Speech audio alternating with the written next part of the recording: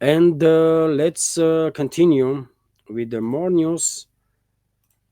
And for example, dear friends, I want to focus your attention to this report that I see on one of the big Russian Telegram channels that allegedly decision is about to made about only aircraft carrier of the Russian Federation, Admiral Kuznetsov, and this decision might be that this aircraft carrier will go in retirement, will be decommissioned.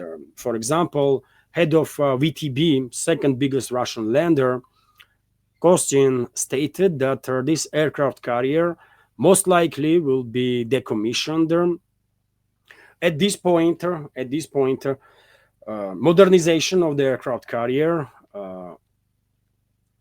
allegedly will cost 350 billion rubles, up to 20 billion.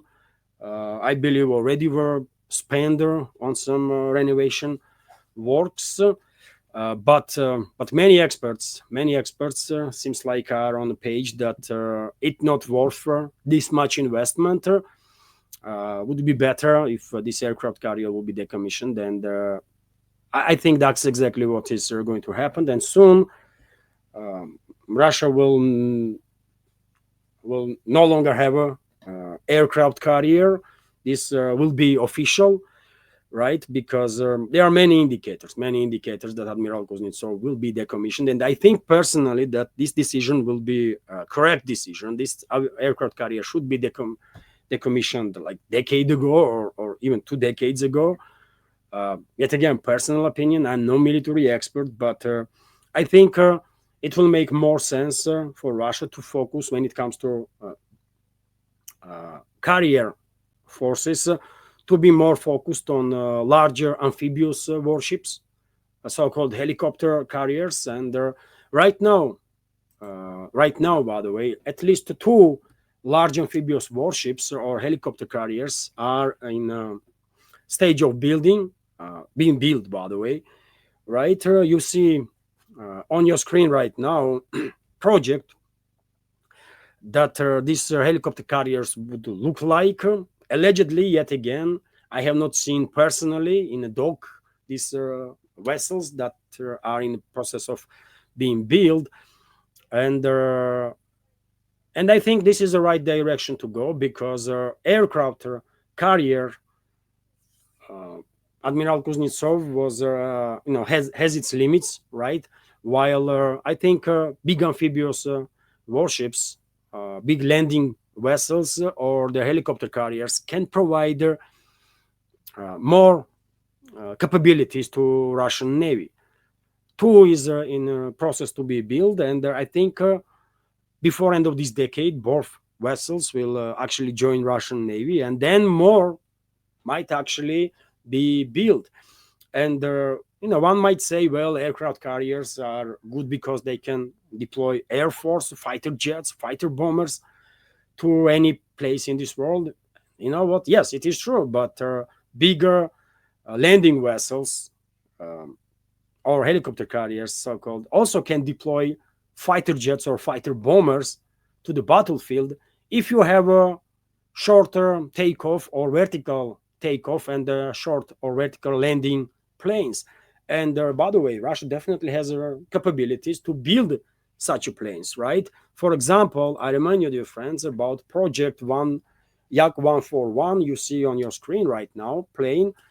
Work on this plane began in late 70s, I believe, and in mid 80s, this plane actually conducted its first flight. Mid 80s of last century, of course. And this plane, by the way, by many are considered to be a parent even of a modern US F-35 fighter jet, but much more advanced and capable for its time, right? And this plane that you see on your screen, by the way, is a supersonic fighter jet capable of conducting ground attack operations. It's a vertical takeoff plane, vertical or short takeoff plane, and vertical and short landing plane, right? And the nozzle on this plane was operating exactly in the way that you see on F-35s, by the way. when nozzle is turning from a horizontal position to a vertical position, right? And also there is additional nozzles on sides, and this power from engines, are so powerful that they're allowing plane to lift. So, by the way, what I'm saying is that once Russian Navy will receive these large amphibious vessels, they might be equipped not just with their helicopters, attack helicopters, transport helicopters, recognition helicopters, anti-submarine warfare helicopters, but also with their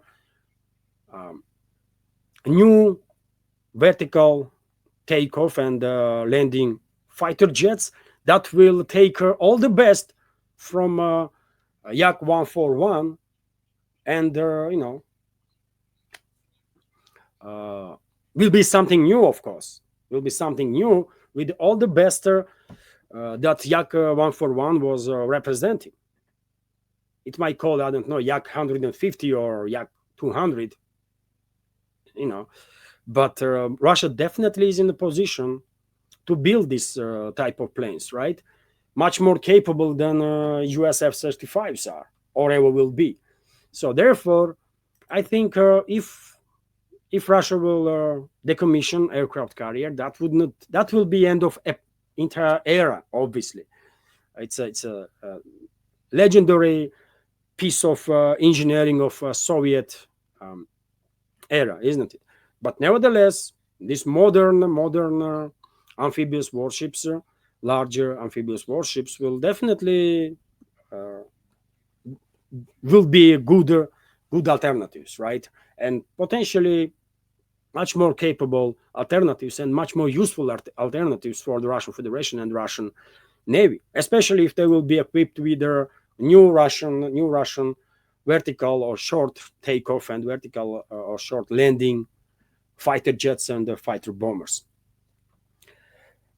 So I think interesting topic here. I wanted to share this information, by the way, because many of you, of course, are familiar with Admiral Kuznetsov, this aircraft carrier that is probably will be decommissioned soon officially.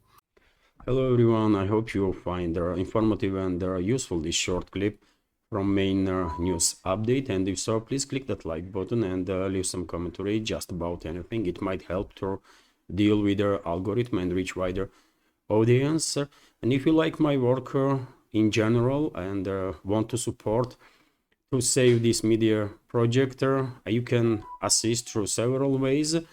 You can donate to this project through PayPal platform or Boosty, also with the crypto currencies, or you can subscribe to my Patreon page and page on Boosty, where I have quite a lot of extra content on regular basis. All the links are on this video in description box and in the pinned comment. And of course, many thanks to everyone who already helped and continues to support. Thank you.